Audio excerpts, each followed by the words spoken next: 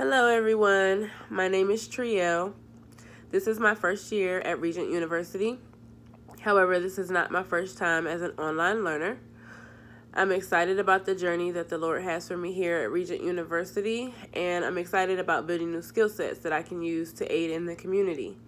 I've spent the last 13 years serving in the United States military, so I've come across a lot of different people with different characteristics throughout different cultures, and I feel that I can communicate with pretty much anyone. However, how we communicate is what's most important.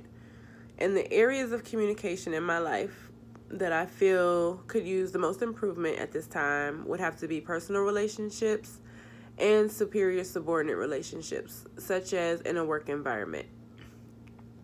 When I'm emotionally invested in something, it's easy to get in my own way, especially when it comes to resolving conflict. Emotions can take over and we can overspeak each other, and in the end, neither side ends up being heard. But I can combat this by first keeping a level head during the conversation. This means before the conversation, I have to clearly think through my thoughts, because once you speak the words, you can't take them back.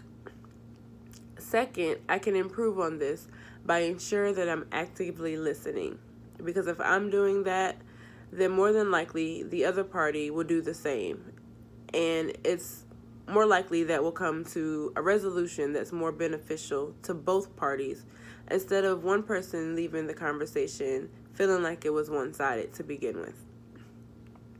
Matthew 18:3 says, "If you don't change and become like a child, you will never get into the kingdom of heaven." The bottom line of this scripture to me: be humble.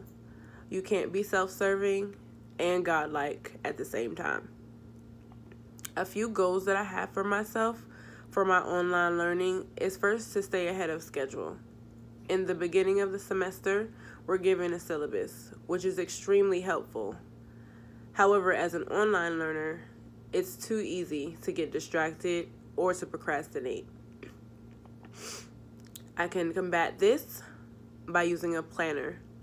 I already have a habit of writing myself notes or to-do lists throughout the day so that I don't forget things that are important.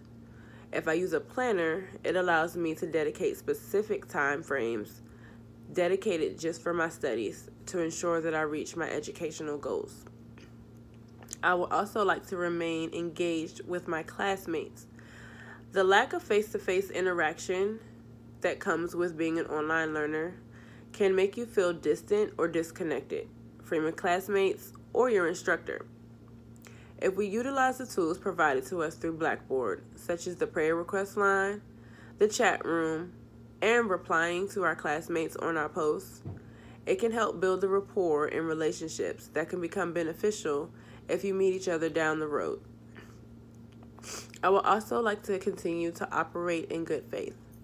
This is an online course, so that means that initiative is important, but so is integrity.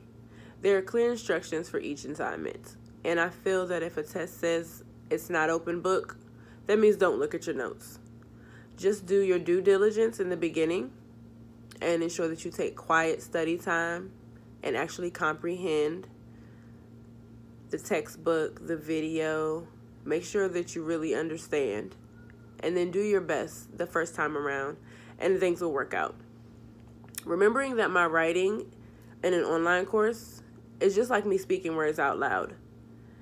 And Paul Tripp referred to Luke 6, and the last sentence of that verse, 45, says, "Your words show your heart." And that's important.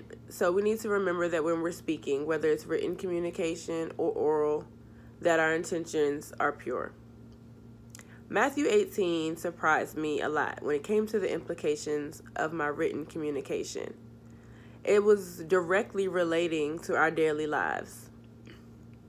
As an online learner, Matthew 18 convicts me to remain intentional and pure in the efforts to my education. Whenever 2 or 3 are gathered in my name, I am there with you. That's Matthew 18:20. And this online course is Matthew 18:20. Thank you for listening. I hope you enjoyed my presentation. Blessings. Have a good evening.